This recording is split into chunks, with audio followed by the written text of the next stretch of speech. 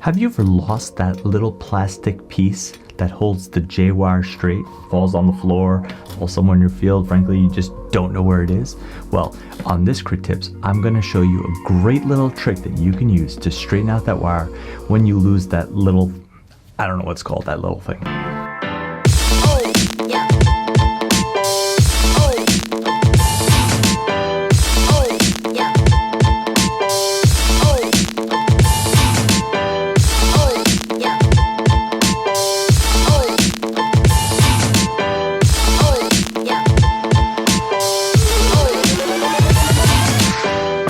Hey, thanks for coming back to another CritTips. I'm really glad that you're back. Now, if you've been watching the videos, you'll notice we've been recording in my home studio office.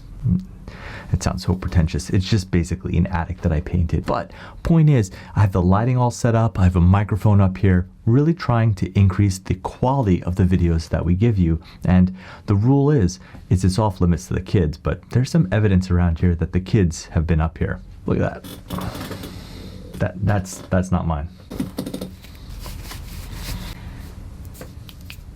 Oh, that's kind of cool. Huh. That one's not very nice.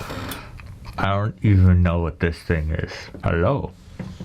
How you doing? Now the pearl I want to give you today is what you can do when you lose that plastic piece that keeps that J-wire straight as you're advancing it into your introducer needle. Now you may or may not know that that J-wire is actually spring loaded, and what that means, it has a solid metal core and then another wire wrapped around it. So it's springy, it's elastic, it bounces. When it's straightened out, you can advance it into the catheter and then it bends as it gets past that introducer needle. But what happens when you lose that little piece and you need that wire to be straight again if you're going to repeat the procedure or if it fell off before you even put the wire into the needle? Now I see some people flipping the wire upside down and putting the straight edge into the introducer needle, and this is not good. The reason why that J-wire is there is so that as it gets in the vessel it can bend, and then you have a blunt edge that's going up against the vessel wall, so there's no damage, no dissection, no injury to that vessel wall. So what do you do when you lose that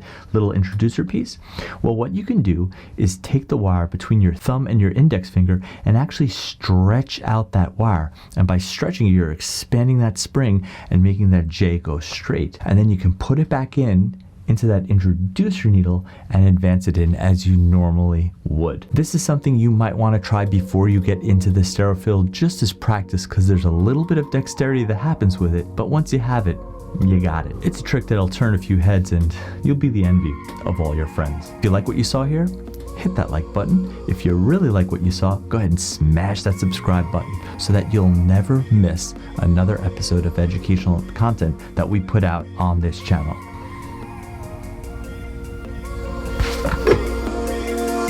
Seriously, subscribe.